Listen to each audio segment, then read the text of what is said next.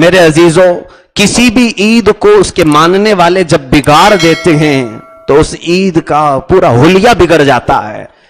یہ مت سمجھیں کہ میں کسی دوسری قوم پر ہی صرف تنقید کر رہا ہوں، میں اپنے عیدوں اور تہواروں کے متعلق بھی عرض کروں گا. میرے عزیزوں، پہلے کی بدروحوں کے آنے کا ان کا جو عقیدہ تھا، ہولوین یہ عید کا نام ہے امریکی لوگ، اور یہاں پر جو جشن چراغاں منایا جاتا تھا دیپاولی، شروع میں یہ اچھے مقاصد کے لیے لوگ استعمال کرتے تھے، بعد میں آنے والے اس میں اتنے خرافات بڑھا دیے کہ اب ہر ایک کے لیے یہ ایک درد سر بن گئے ہیں. اسی طرح ہمارے اکابرین اولیاء امت نے مصطفیٰ کریم صلی اللہ تعالی علیہ وسلم کے میلاد کے دن کو پوری کائنات کے لیے امن کا دن بنایا تھا کہ امن کا مسیحا اس دن آیا ہے. حضور صلی اللہ تعالی علیہ وسلم کی آمد پوری کائنات کے لیے امن کا دن ہے، لیکن بعد میں آنے والوں نے وہی حشر کیا عید میلاد النبی کے ساتھ بھی جو دوسری قومیں کرتی ہیں، اور اس میں اتنے خرافات لگا دیے کہ کثرت سے ڈی جے بجانا، آگ اچھالنا، منہ سے آگ کھیلتے ہیں کچھ نوجوان، بائک رائڈنگ کر کے سٹنٹ دکھانا، اپنی جوانی دکھانا. میرے عزیزوں، یہ تمام اپنے اندر کی حیوانیت میرے آقا کے ولادت کے دن دکھانے کے لیے چلے آتے ہیں. انہیں معلوم نہیں کہ تم جو عید منا رہے ہو اور دوسرے جو عید منا رہے ہیں اس میں زمین آسمان کا فرق ہے، بہت فرق ہے. بعض لوگ یہ کہتے ہیں کہ وہ اتنے تیز ڈی جے بجاتے ہیں تو ہم کیوں نہ بجائیں. کیا تم حضور کو ان کی ذات سے کمپیئر کرتے ہو؟ کیا میرے آقا صلی اللہ تعالی علیہ وسلم کو موازنہ کرتے ہو دوسروں سے؟ دنیا چاہے کچھ بھی کرے لیکن تم وہ کرو جس کو حضور صلی اللہ علیہ وسلم پسند کرے. میرے آقا صلی اللہ تعالی علیہ وسلم کو جو راز آ جائے وہ کام کرو. میرے عزیزو، یہ میلاد کا دن میرے آقا صلی اللہ تعالی علیہ وسلم کے اخلاق کو کثرت سے پھیلانے کا دن ہے. کاش زندگی بھر، سال بھر ہم ادھر ادھر پڑے رہتے ہوں گے، لیکن میلاد کے دن کچھ ایسی سنتوں کو زندہ کرو کہ دوسری قومیں میرے آقا سے بے پناہ محبت کرنے لگ جائیں، وہ پڑھنے لگ جائیں کہ آخر یہ محمد تھے کون، میرے آقا صلی اللہ تعالی علیہ وسلم کی بات کیا تھی. مجھے ایک بات یاد آتی ہے، ایک مرتبہ ایسا ہوا تھا کہ میں وہ جگہ اور نام کسی وجہ سے نہیں عرض کر رہا ہوں، کہ ایک نوجوان ہمارے سے بات ہوئی، کہا کہ میلاد کے دن ہم سب الگ الگ کام کرتے ہیں، آج میں کچھ حضور کی ایک ایسی سنت ادا کرنا چاہتا ہوں جس کو لوگ نہیں کر رہے ہوں.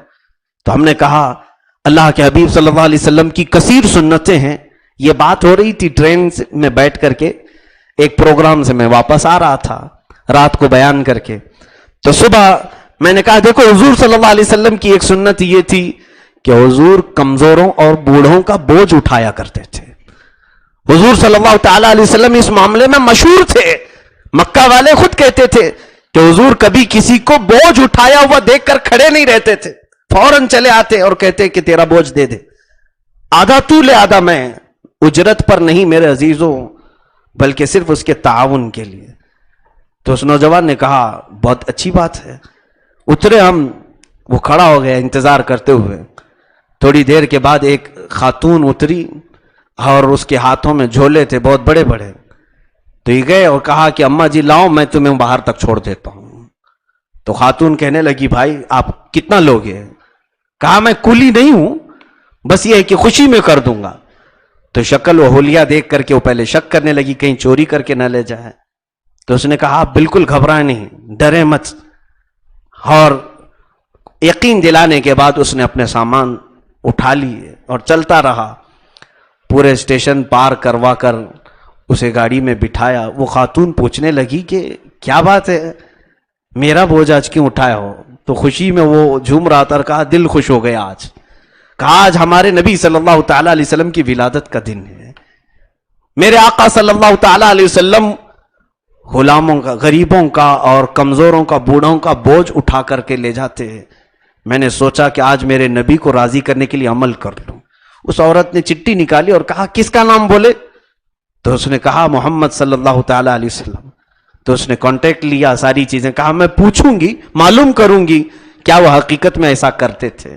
میرے عزیزو سچ بتائیں تو وہ اس خاتون نے حضور صلی اللہ تعالی علیہ وسلم کو پڑھنا شروع کیا. آج بھی یہ معاملہ میرے سامنے موجود ہے. کئی دنوں کے بعد یہ نوجوان کہتا ہے کہ وہ مجھے فون کر کے کہتی ہے کہ میں حضور تمہارے نبی کی اتنی سیرت پڑھ چکی، آج اتنی پڑھ چکی، آج اتنی پڑھ چکی. اتنے دنوں تک وہ رابطے میں رہی. بس یہ ہے کہ اللہ ہدایت عطا فرمائے اور ایمان عطا فرمائے، لیکن بعد کی خبر مجھے نہیں معلوم. صرف اتنی بات ہوئی اور ہمارا پھر دور جانا ہو گیا، تعلقات ختم تھے.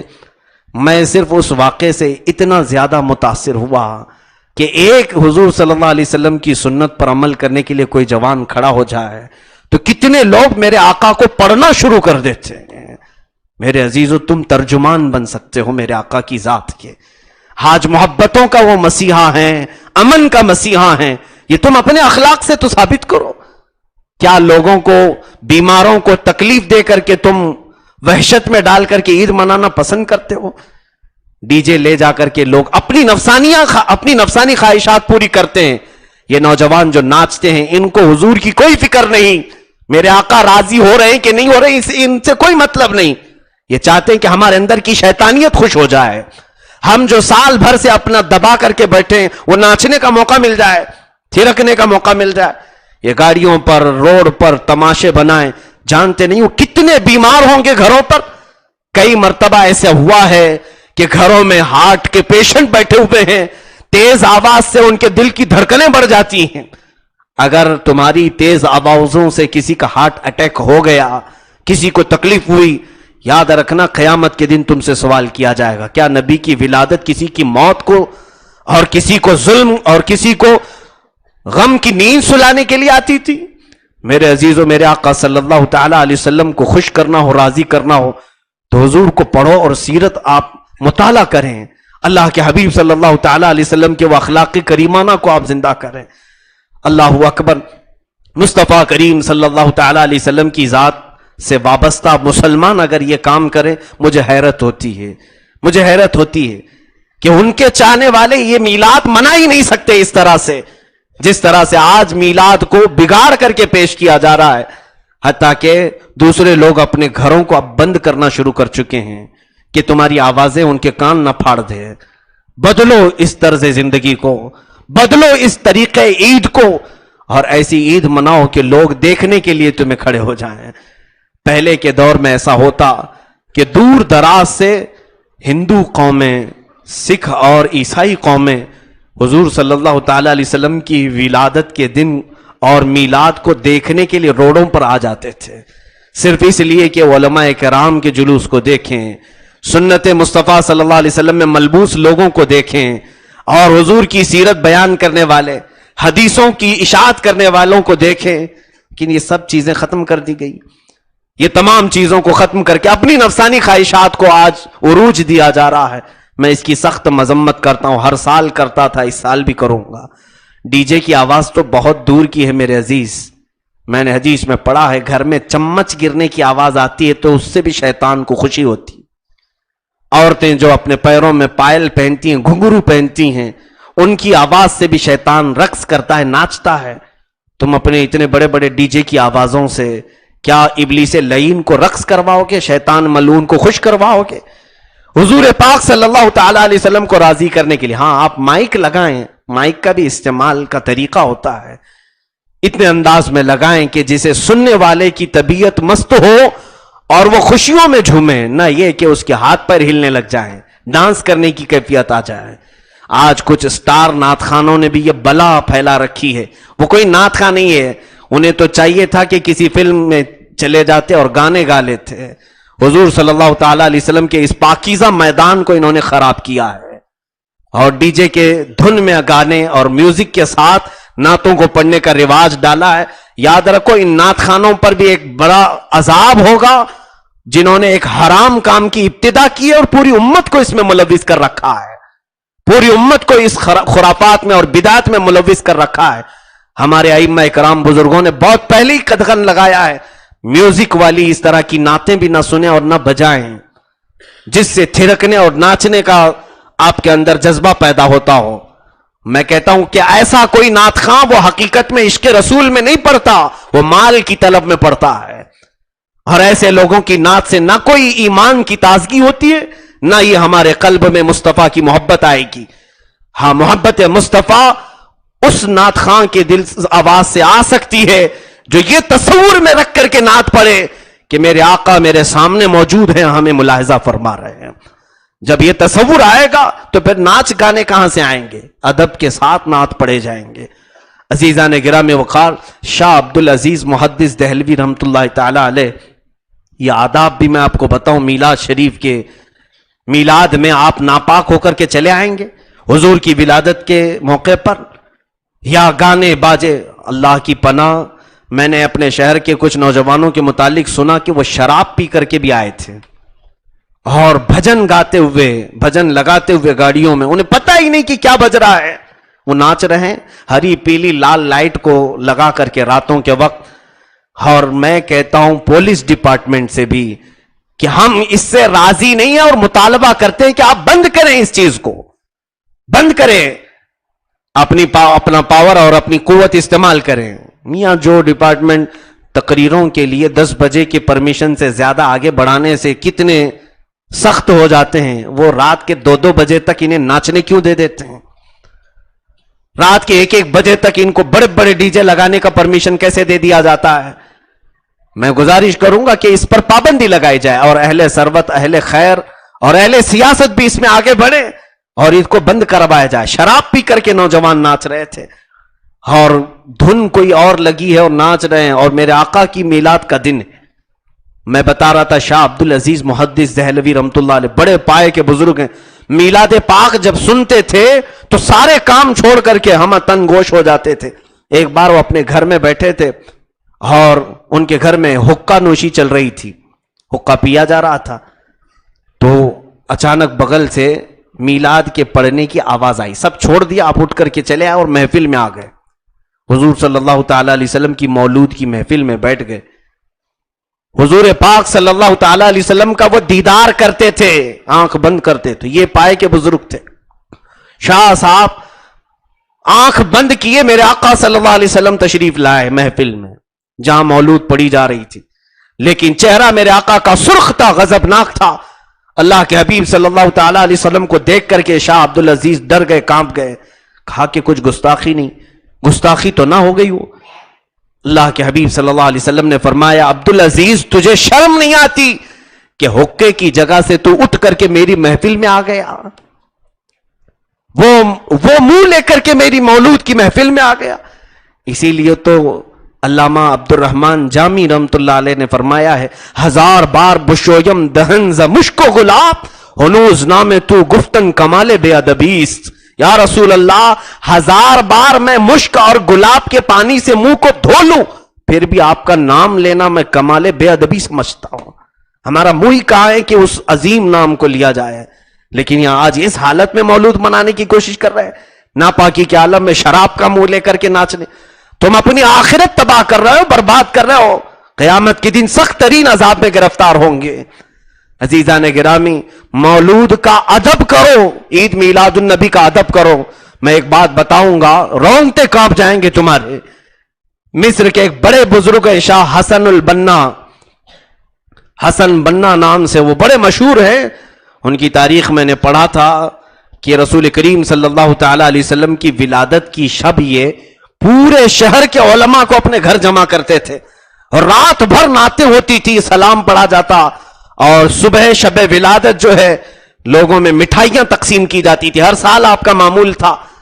اور یہ 12ویں شب آئی، مولود کی محفل ان کے گھر پر سجائی گئی، شہر کے بڑے بڑے مقتدر علماء آئے تھے، سبوں نے حضور کی شان میں قصیدے پڑھے۔ صبح کا وقت ہوا، صبح صادق میرے آقا کی ولادت کا وقت ہے نا، اس وقت تک یہ علماء بیٹھتے ہیں۔ آج بھی عرب میں ماحول ہے، میں نے خود مدینہ طیبہ میں بیٹھ کر کے سنا ہے، مدینہ طیبہ کے مشائخ آج بھی 12ویں شب کو صبح تک مولود پڑھتے ہیں، اور کھڑے ہو کر کے میرے آقا کی بارگاہ میں ایسا لگتا ہے، میں پچھلے 2 سال قبل دیکھا کہ رات بھر ہم قصیدے سن رہے تھے، اچانک جوش میں محفل میں آواز آئی، وہ صبح 4 سے 4:30 بجے کے قریب، کہ جیسے ہی صبح صادق کا وقت ہوا، گلاب کی پنکھڑیاں پوری محفل میں بکھر گئی اور خوشبو پھیلائی گئی، اچانک سارے مشائخ کھڑے ہو گئے۔ تھوڑی دیر کے لیے مجھے ایسا لگا کہ میرے آقا تشریف لے آئے۔ وہ محفل ایسی رکت کی وہاں ہوتی ہے، میں نے خود محسوس کیا ہے۔ مصر میں بھی آج یہ محفل مولود عرب میں سب جگہ موجود ہیں. شاہ حسن البنا کے گھر یہ مولود کی محفل رات بھر چلتی رہی. صبح صادق کا وقت آیا, سارے مشائخ کھڑے ہوئے, سلام پیش کیا, مٹھائیاں بانٹی گئیں, سب اپنے اپنے گھر چلے گئے. اور فجر کی اذان ہوتی ہے. سنیے, فجر کی اذان ہوتی ہے. اذان کے بعد مؤذن مسجد سے اعلان کرتا ہے کہ ایک افسوسناک خبر ہے. اعلان, افسوسناک خبر ہے. اے شہر کے لوگوں, بڑے شیخ جن کے گھر پر مولود کی محفل ہو رہی تھی, شاہ حسن البنا, ان کی چھوٹی بیٹی کا انتقال ہو چکا ہے. فجر کی نماز کے بعد جنازہ ہے. چھوٹی بیٹی کا انتقال ہوا ہے. فجر کی نماز کے بعد نماز جنازہ ادا کی جائے گی.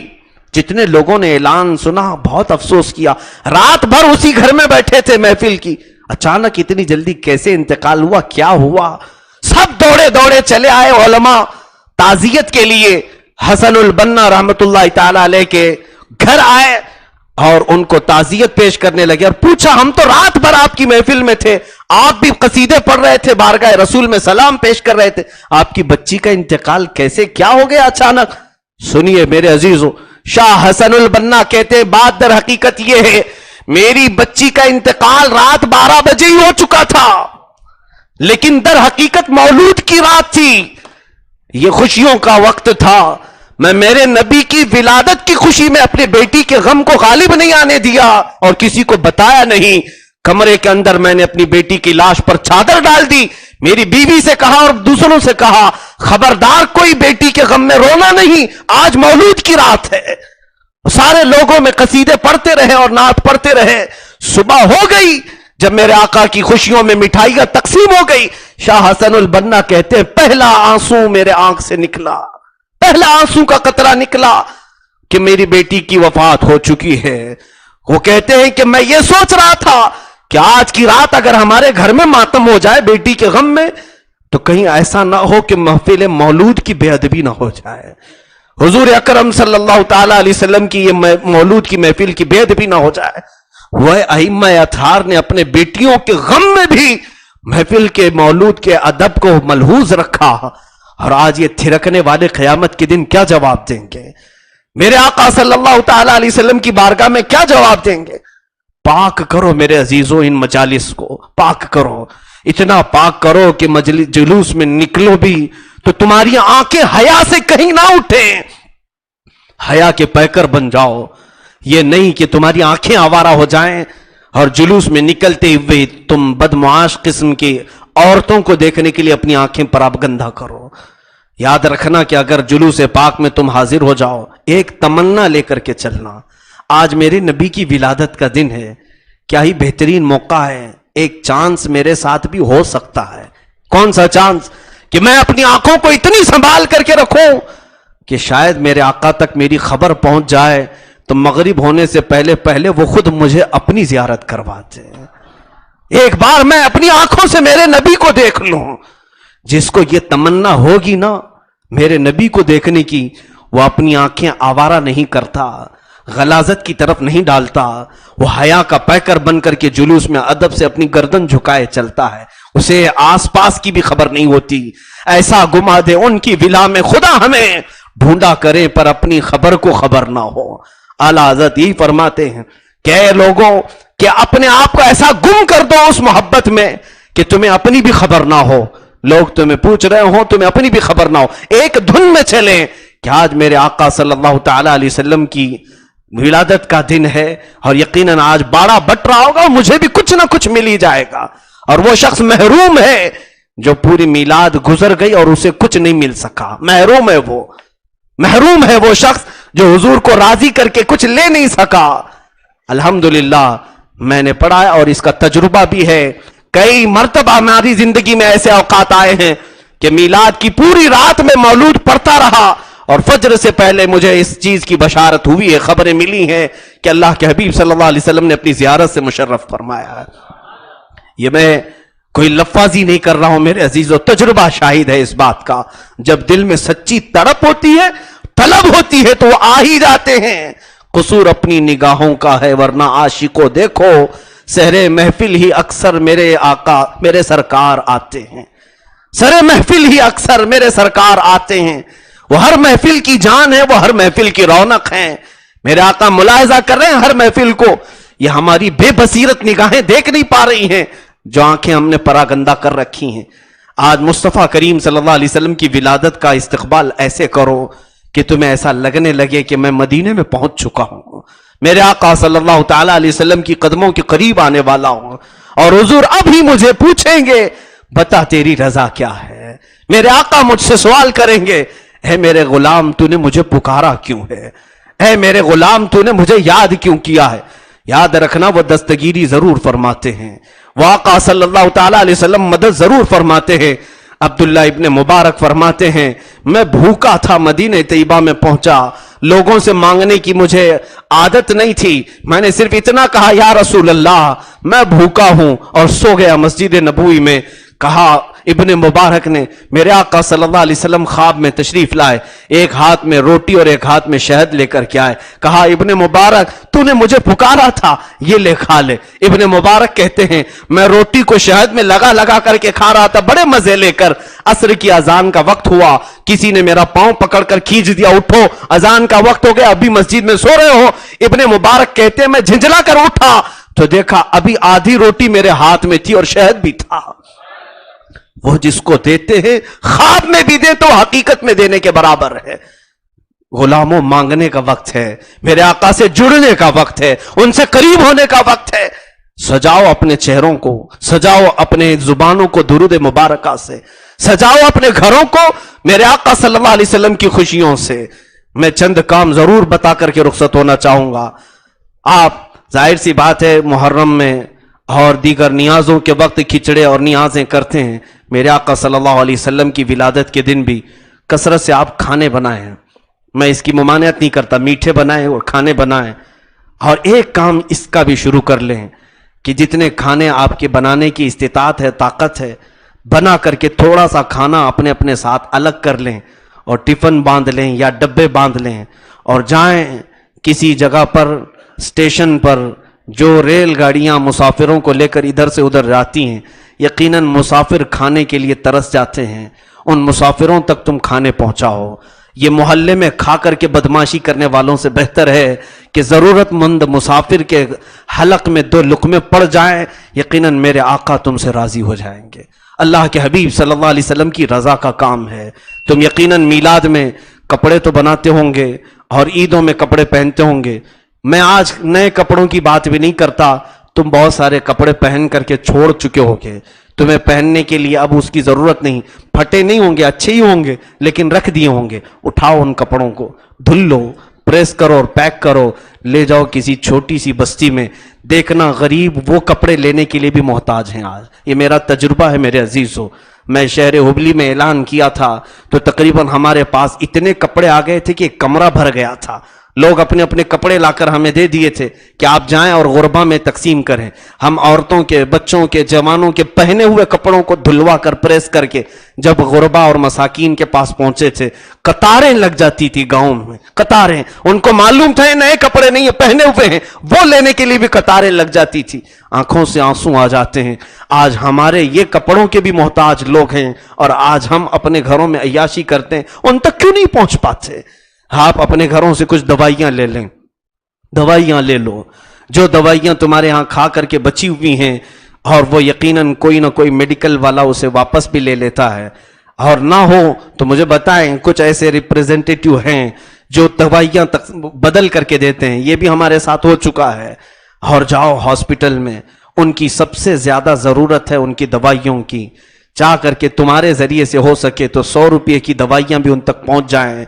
यकीनन मेरे अजीजों, मरीज की इयादत करना मेरे आका को खुश कर देता है।